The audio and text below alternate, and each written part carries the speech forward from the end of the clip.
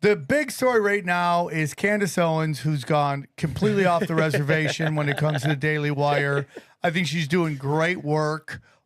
She's very brave because she doesn't care if she's called crazy. She just keeps bringing receipts, and I like it. And I think she's very brave. Beautiful. For doing what she's doing. It's, it's like there's this big movement to call Ian Carroll like controlled op because he won't call out Peter Thiel, right? And we all, again, PayPal mafia, there's a big talk that the reason they're getting rid of the CIA and the FBI is because they're just going to use Palantir to monitor us. That may definitely be true as well. That could be true as well, and I'm against that, obviously. But he's going. Ian Carroll goes after a lot of great people. I don't know why everybody's calling him a controlled op. He goes after everybody. Maybe he hasn't done a video on Peter Thiel yet because it just hasn't entered his universe yet. So, but she's really made her bones now on Brigitte Macron, and what everyone knew, what their eyes and their ears and the wisdom of their experiences told you, that was a dude.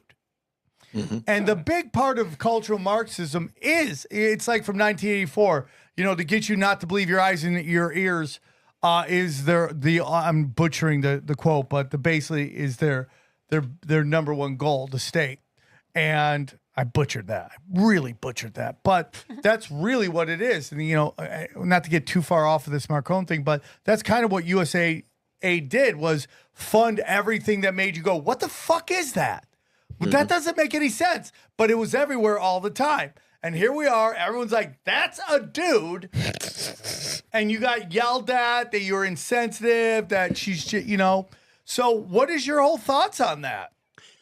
Well, I heard Candace Owens talk about it on a podcast about a year ago, and it was just kind of a one-off. And now she's done a deep dive, and we're up to episode 6, I think. Yeah. And we watch every night on Rumble. Not every night. She alternates. Sometimes she's talking about Blake Lively and Ryan Reynolds, and then she's back to Macron. But you said bring the receipts. Absolutely.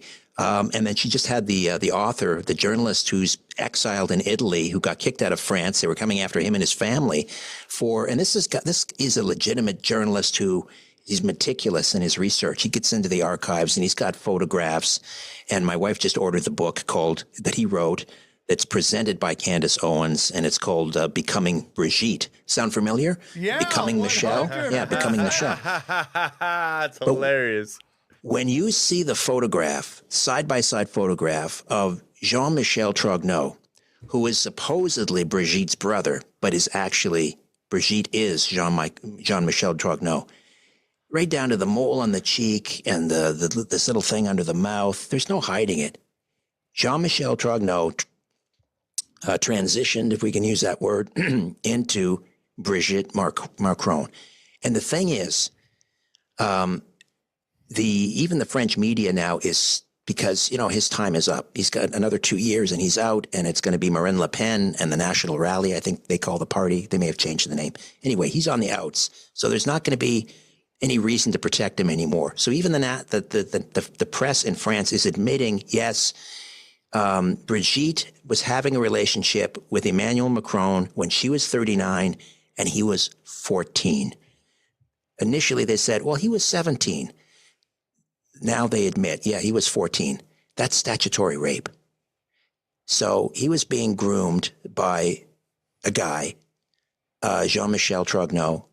He was 25 years older. And what do they call that? There's only a year left where charges could be laid. The statute of Yep. Yes. Thank you. Statute of limitations. That's up at the end of this year, I believe. But that alone, statutory rape, they should be looking. They should be, all hands on deck. Let's look into this. Let's investigate this. But yeah, the photographic evidence is all there. The extent to which the Élysée Palace and Brigitte Macron go to hide her past. There are no photographs of her, pregnant with her children. There are no photographs of her between, certain ages. It's just, and you can't get them. You cannot get them. It's just like a black hole or a wall that comes down. And then there's a lot of questions about Emmanuel Macron. He was raised by his grandmother. She was pushing all this pedophilia literature on him. And in fact, his official portrait, when he became president, there's one book in the background on the bookcase. And it's basically, I can't remember the name of it, but it was written by a notorious pederast. This is a guy that admitted he went to Algeria basically to rape young boys. And the circle around them, the people that they surround themselves with, pedophiles, pederasts. This is all a coincidence? No. So it's worth, if anyone hasn't seen it yet, it's definitely worth doing a little binge watch of Candace on Rumble. And the interview she did with the journalist, who really is the guy that's done a lot of the heavy lifting on this. It's just absolutely stunning. And there's more to come. I mean, there's some suggestion that we're going to find out about some incest in that family as well. Yeah, it's just wild. And it's very compelling. I'm pretty much 100% certain that Brigitte is Jean-Michel Trogneau. Isn't there like high school yearbooks? That's usually where here that would be the thing. Hey, here's my high school yearbook. Well, they're talking about either Marcon or her or there it is. Shim is a Rothschild, right? Now the craziest theory came out, and it's even darker, and this has just now been presented, is that Marcon looks a lot like a kid that it fathered before she transitioned. And now the running theory is it possible that she is actually his dad? Yeah. I was saying that to the Mighty Aphrodite, like we were 2 episodes into Candace. And that thought crossed my mind. And I thought, well, now I'm getting too far over my skis here. And then just in the last couple of days, now that's coming forward. Yeah. So because this kid was being passed off as her nephew, except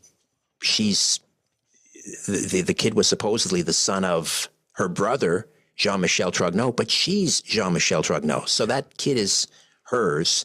He is the spitting image of Emmanuel Macron. But he's supposedly not related by blood, right? It's on the other side. It's her wife's family. So that's when the thought occurred to me, yeah, oh my God, is Jean-Michel Trogneau actually Emmanuel's father? I wouldn't. Yeah, but that's the depravity of what is happening when you are in these power positions. It is an inversion of God. It is meant to be an inversion. And, I wanted to ask the guest we interviewed earlier, but does the darkness to you, does the darkness infer light, meaning God? Does all this dark stuff we see, all this symbolism, Alyssa Keys going to the all high and then she puts up the bath mitt, 2 fingers?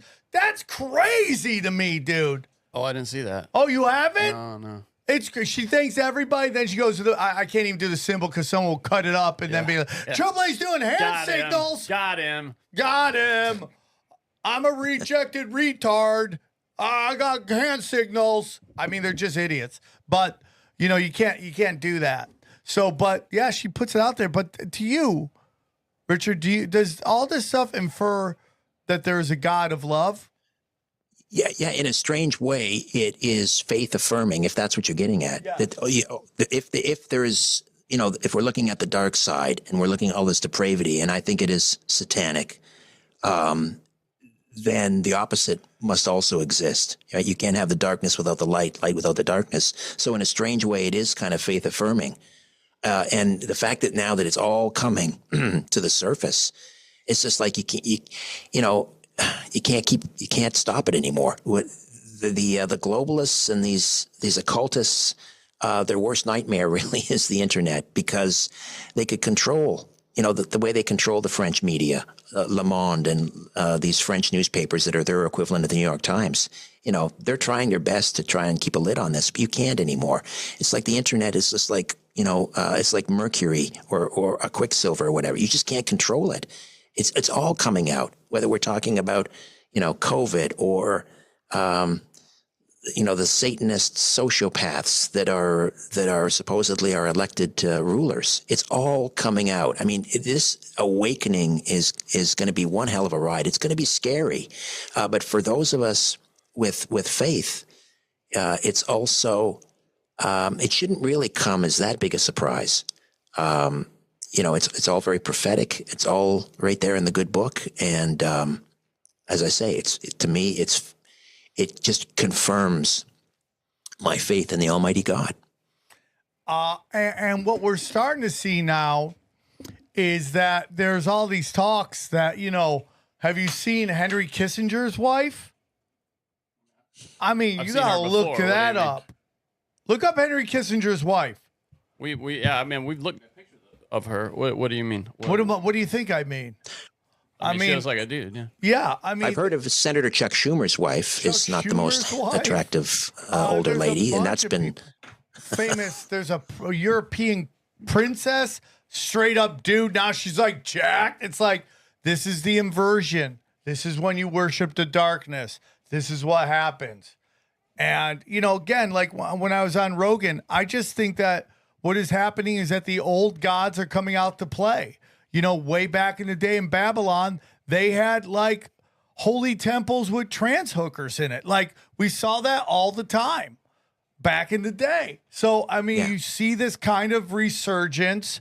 They want you to say the devil is, it's the devil, it's Satan. They never say who Satan is. Satan is the enemy, right? That's all you know. Who is it? Is it Moloch? Is it this? Is it that? It gets super dark.